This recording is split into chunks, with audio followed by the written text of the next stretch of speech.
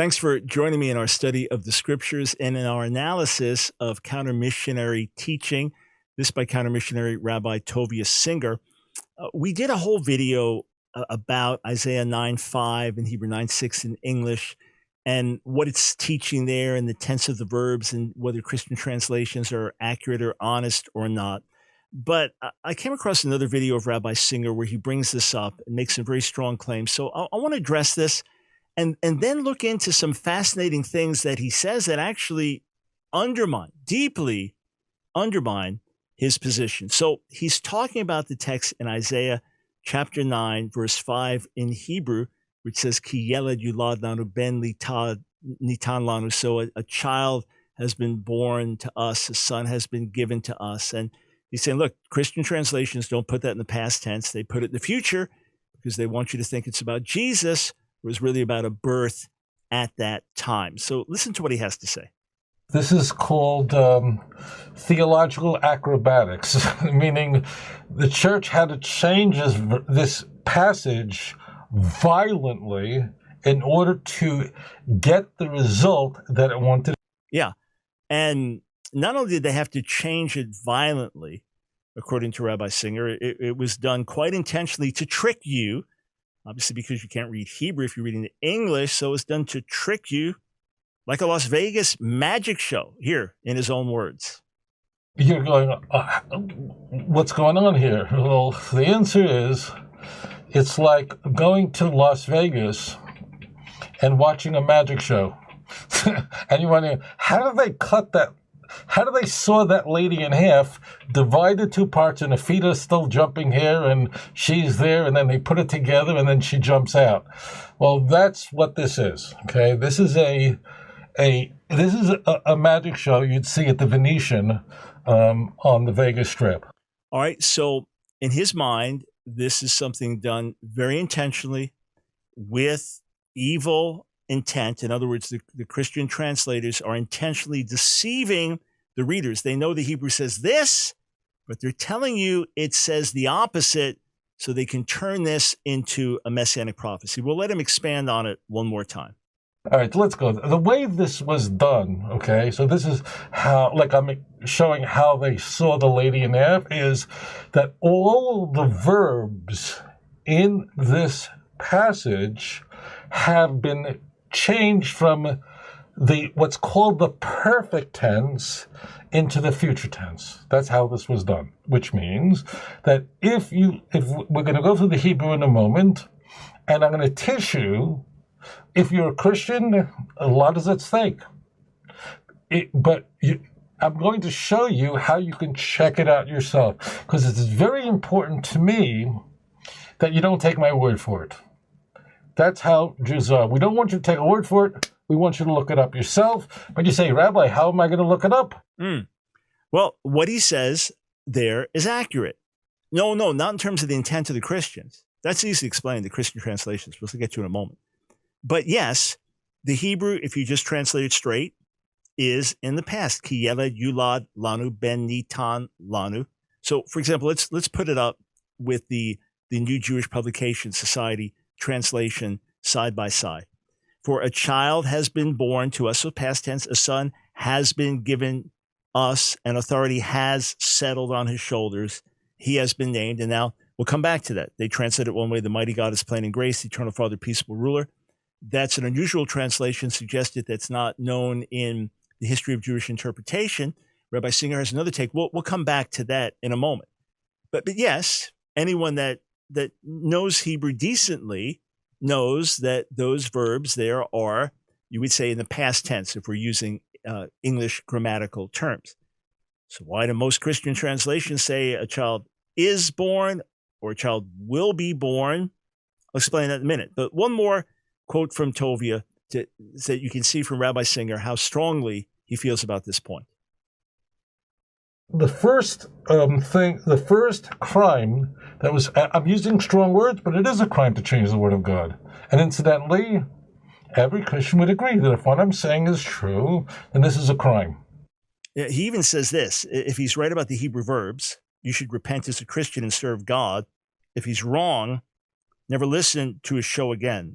Ooh, He may have just sunk his show with that last line. Why?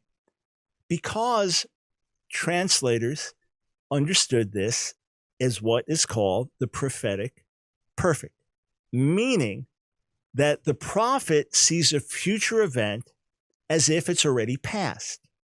That a prophet speaks of something in the future as if it's already happened, hence uses past tense language, speaking about a future event. Because many Christian translators see this as a prophecy of the birth of the Messiah. Therefore, they say this is the prophetic perfect. The prophet sees it as if it already happened. Now, I agree with Rabbi Singer. It's better to translate as it is, and then we can interpret it as prophetic perfect. In other words, translate it as a child has been born. And I believe in context, that's what it's talking about. A child has been born that with messianic expectations who does not live up to them. Hence, we see this as a messianic prophecy. But the translators weren't trying to pull the wool over your eyes. They just understood that as prophetic perfect. You say that's bogus. I don't accept that. Okay, let me show you where the rabbis do the exact same thing.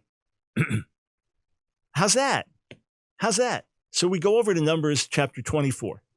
Numbers chapter 24, verse 17. So this is Balaam, pagan prophet, but being used to speak God's words. Er'enu velo ata, ashrenu velo karov. What I see for them is not yet. Or I see him, but it's not yet. What I behold will not be soon. Then it says this, Darach kochav miyakov.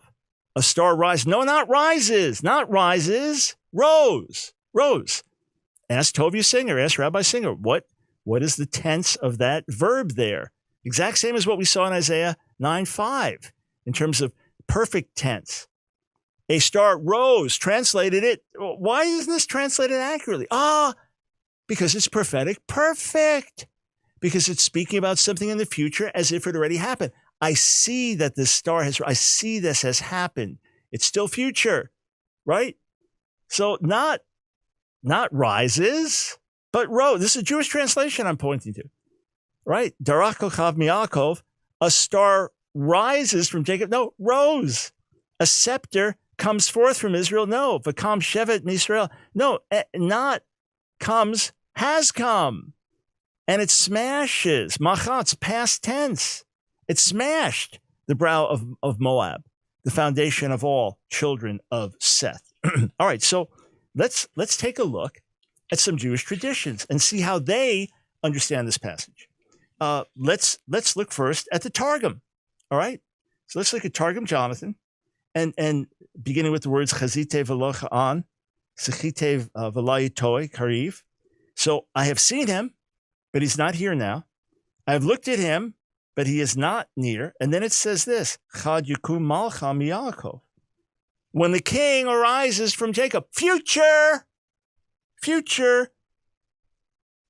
The Hebrew darach, which is past, is translated with the Aramaic Yukum, future. V'yitra ba. And when he's anointed, future. And what does the Targum say? It's about the Messiah. Here, I'll read an English translation of the Targum. I've seen him, but he's not here now. I've looked at him, but he's not near. When the king arises from Jacob and the Messiah of Israel is anointed, he will slay the nobles of Moab and will rule over all mankind. So the Targum is doing exactly what Rabbi Singer accused the Christian translations of doing. It's taking the past and putting it in the future. Why? Because it believes it's a messianic prophecy. You say, yeah, but the text tells us it's not for near. Yeah, exactly. And it can use past language to convey that. This is not a secret. This is not, I'm the only one in the world that knows this and I just revealed it. No, this is known. Why didn't Rabbi Singer tell you that in the video? Why didn't he talk to you about the prophetic perfect? Why didn't he talk to you about the way the Targum, the ancient Aramaic Jewish paraphrase translation, understands this? And how about the Septuagint? The Septuagint for the Torah, which is recognized and esteemed by traditional Jews. All right, so let's put up the Septuagint for those that can read Greek. All right, and for those who can't, then rather than me not giving a good pronunciation of the Greek along the way, let's just read the English. I will point him, but not now. I bless him, but he draws not near. A star shall rise. All right? Anastasetai. A star shall rise out of Jacob. A man shall spring out of Israel. So here, the Targum and the Septuagint, the oldest Jewish translations of the Torah, take the verses, which in Hebrew are perfect, past tense, exactly the same as Isaiah 9, okay? Except those are passive verbs, is born, is given, or has been born, has been given.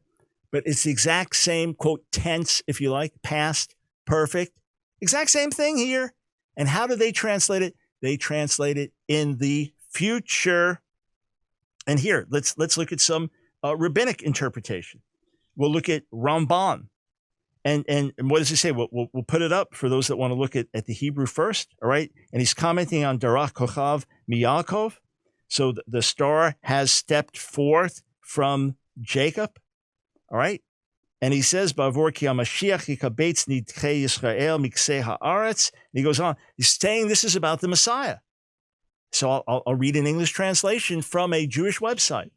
Because the Messiah will gather the dispersed of Israel from all the corners of the earth, Balaam compares him metaphorically to a star that passes through the firmament from the ends of heaven. So it's, and then it says, just as it said, meaning about the Messiah, behold, there came of the clouds of heaven, one like a son of man. Son of man! Daniel 7.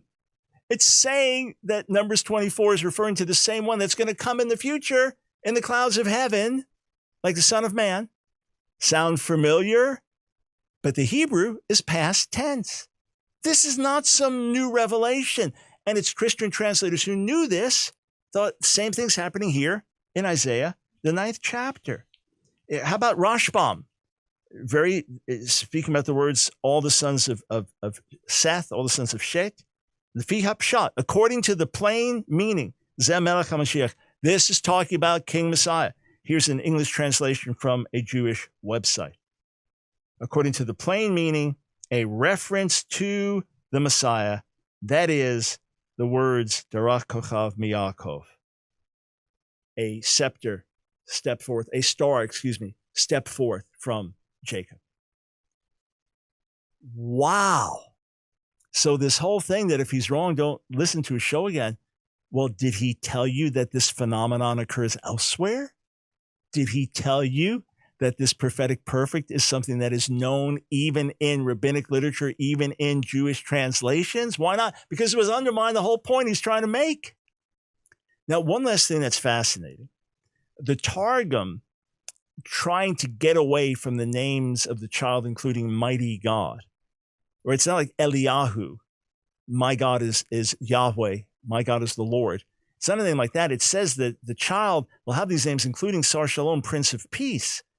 So the Targum tries to say it like this, that the one who is the mighty God, the wonderful counselor, the everlasting Father, he will call Hezekiah the Prince of Peace. It's grammatically convoluted. And that's why outside of very traditional Jewish translations, you'll never see it. And it makes no sense for all these things to be said about God. God who is this, calls this one so-and-so. Even though the Targum recognizes it's speaking about the Messiah here at Isaiah, going back to Isaiah, the 9th chapter. But Rabbi Singer doesn't follow the Jewish Targum there. He says the names are about the child. Listen to what he says. Now, at first glance, they look like divine names, and they are. But people go, oh, he's called, let's just take the most notable, because just for time, he's called the Mighty God. People go, Mighty God, who's given such a name? Well, names in scriptures, almost always, Jewish names, names of kings, are almost always divine names. It doesn't mean they're divine. It means that these are people who represented, who were agents, who were proper messengers of God. The name Hezekiah, or Chizkiyahu, Hamelech, which means the king. Okay, the word melech means king, both in Jewish, actually, is the same in Arabic. But you know what Chizkiyahu means? You know what Hezekiah means? It means, look it up, Google it, I don't know, wherever you get your information. It means the mighty God. His name, Chesio, literally means, Chazak means mighty, Yahu, God. So that's the answer to your question. Ooh. Really, really poor understanding of the name. First, it's not mighty God, but it's better to understand it as Yahweh strengthens in terms of the name Hezekiah. But even if you want to say it's God is mighty, etc., which is really it's more likely that the Lord strengthens. Put that aside. Everyone agrees that Sar Shalom is about the king, that he's called Prince of Peace. The Targum says Prince of Peace. Not only so, Ibn Ezra and the Talmud differ with Rabbi Singer. And they say the names are actually about the child. Look it up. If you don't believe me, look it up. If you think I'm making this up, especially if you're a traditional Jew, you probably know it by heart. Look at what Ibn Ezra says. The name's about the child. Look at where the Talmud says the name's about the child. And they interpret it. They interpret El Yibor, mighty God, to somehow describe the child. I say, plain meaning of the text, that the names are all about the child, Pele Yoetz El Gibor Aviad Sar Shalom, that there are all names given to him that describe him in a way that is greater than could be with any regular human being, that can only be fulfilled through the Messiah. Now, when they spoke them, they may have understood them in a lesser way than their fullness, as the prophet was giving the message. But just as he is Sar Shalom, Prince of Peace, he is mighty God. So the names are about the child. It is not God that's called Prince of Peace there, but the child. And you'll see that in traditional Jewish interpretation, left and right. It's the child who's called Sar Shalom. He's not just called Prince of Peace. He's also called Mighty God. Why? Because he's the Messiah, the Son of God. And this is one of the reasons that we believe that the Messiah is God incarnate, because the Hebrew Bible tells us so.